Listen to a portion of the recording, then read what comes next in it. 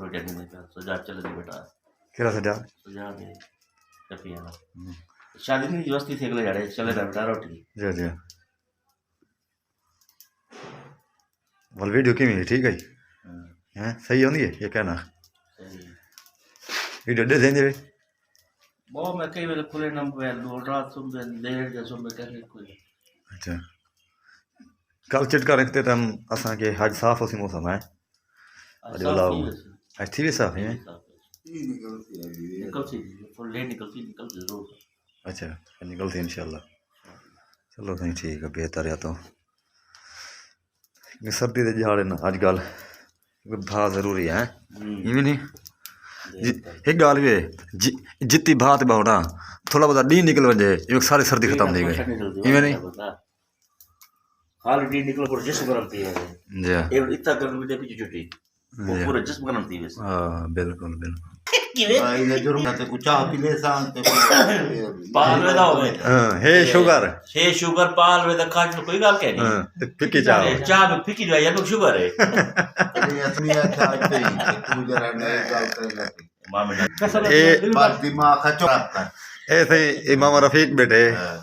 इन्हीं गाल करते पे ना एक बेचारे को है शुगर पे न काफी बीमार रह गए शुदा बेचारा ते इन्हीं ये गाल बनी इन मिसाल बनी ए पता नहीं सच या कूड़ है आधे ने मेरे को है शुगर उस्ताद रफीक दे होटल ते वेंदे आधे है मेरे शुगर ते पा हलवे दा दे जाते चाह फिक्की दिवाए ए पता नहीं उस्ताद रफीक मशहूरी कर इतना एक बाल मौजूद है इन्हें को कलमा सुन ए पहले सुने सी फिरदौस हां फिरदौस कि ये कितनी कलमा सुने नहीं भाई तू है डू हाँ सुना चलो ए मुंह ए चलो कौन सुना पहला कलमा तो ये ला इलाहा इल्लल्लाह मुहम्मद रसूलुल्लाह दूसरा कलमा शहादत माने को आई देना अशहदु अल्ला इलाहा इल्लल्लाह मुहम्मद अब्दुहु व रसूलुहु हां भाई उनादा भी मौजूद है इनके को सुनना कलमा हां उनादा भी सुना कलमा सुने थे हां उनादा कलमा सुने ना भी वे हां सुनाओ वाला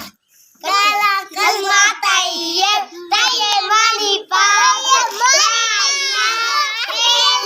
यही देखो सामने मुहम्मद रसूलुल्लाह दूसरा कलमा शहादत माने गवाही देना अशहदु ला इलाहा इल्लल्लाह मुहम्मद रसूलुल्लाह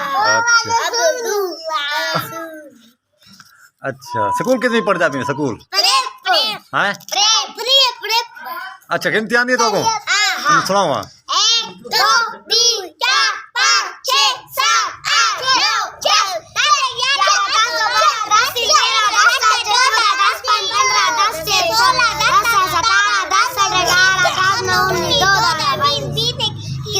अच्छा एक मिनट मैं सवाल करना डार पे है ना डाल चूने 4 पे कटन बाकी ना कितनी पैसे हाँ ओ वाह ताड़ी बगाओ ताड़ी अच्छा कशफ ए दस ए हाँ उन्हें दा यतरी दसो ए मिसाल 5 चू 3 वनी बाकी कितना कितनी पैसे हाँ हाँ दू पैसे अच्छा 2 चू 2 वजे अच्छा क्या बात ये तालीम तो है अच्छा उस्ताद अच्छे तो दे जेरे पढ़ने पे अच्छा और अच्छा पढ़ने या क्या ना अच्छा सही पढ़ने अच्छा चलो ठीक है मेहरबानी